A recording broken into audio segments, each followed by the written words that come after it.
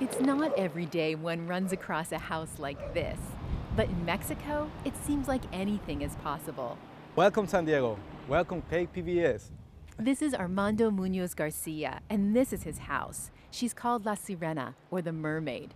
This is the statue. This is the mermaid, which was built through 18 years. I can say that now it's about 99% finished. Muñoz designed and built the Mermaid. She's 5 stories high. The second floor has been converted into a restaurant. This was my living room. I had my sofa over here, everything here. So I decided to turn this into a small cafeteria or a small restaurant. See, even I have a wood stove, the last in technology. The restaurant seats 35 people. Muñoz does the cooking and only takes reservations. Muñoz was kind enough to give us a tour on the day we were there. The third floor will be used as a gallery. There are patios and balconies, and of course the views are one of a kind. And of course we have not only the ocean view and some mountains, but we have another angle, a different angle from the anatomy. The face is closer, and when the swimming pool has water, it's very beautiful. The fourth level is Muñoz's open-air bedroom, and the very top, his studio. So the last 3 stories are her hair. That's why you can see the walls are not flat, are curved, all the places curved. Muñoz never trained as a sculptor or an architect. He left school young and started drawing when he was 14. Now he makes a living from the restaurant and selling keepsakes related to the house. This is the replica of the mermaid here. Everyone knows where's La Sirena now. Even people call me the Sireno, which is the mermaid male. The first statue Muñoz built has become a Tijuana icon. She's called Limona, or the doll. She's 55 feet tall and the centerpiece in a squatter neighborhood where resourceful residents use whatever materials they can find to build makeshift homes. She's often described as Tijuana's Statue of Liberty.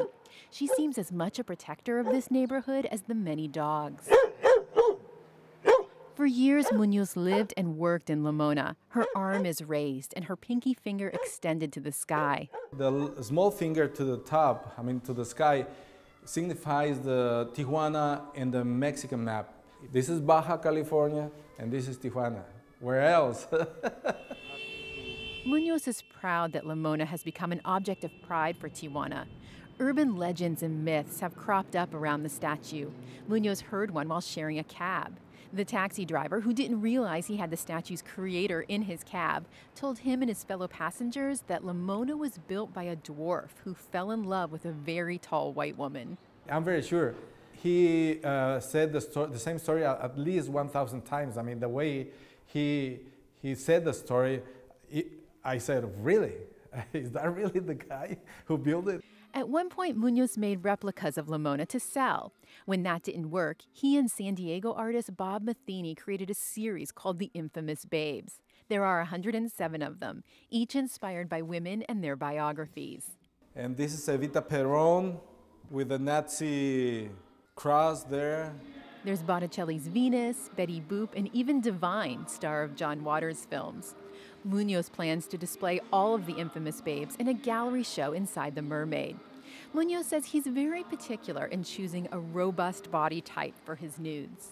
This is the emblem that is so strong in Mexico that they deserve to be like that, with that type of anatomy that I convey, not weak and fragile legs. At this point, you might be wondering why Muñoz keeps building large statues of naked women. Particularly for me, the anatomy, female anatomy, it's very necessary to do because women in Mexico is so strong, so powerful, and unfortunately this is known as the opposite true. In Mexico, the one who rules the house, the one who rules really home and everything is wife. Even though tourism has dropped in recent years, Muñoz is still hopeful people will visit the Mermaid. As soon as she's complete, he has another, even larger statue in mind. When I ask if it will be in his beloved Tijuana, he responds, of course, where else? Angela Carone, KPBS News.